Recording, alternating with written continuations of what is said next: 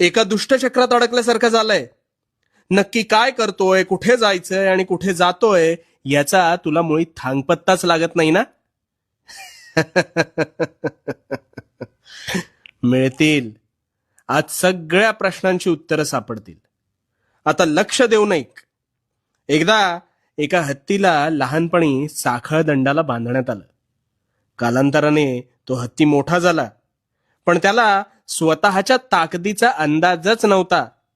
त्यामुळे स्वबळावर जिथे तो साखळदंड सहज तोडू शकत होता, तिथे नकळत त्याला त्यात स्वतःला बांधून ठेवण्याची सवय झाली होती. आणि या ऐशोआरामी सवयीमुळे त्याच्या मतीची निव्वळ माती झाली होती. आता अगदी हीच परिस्थिती आहे ना, ही तुझी आहे.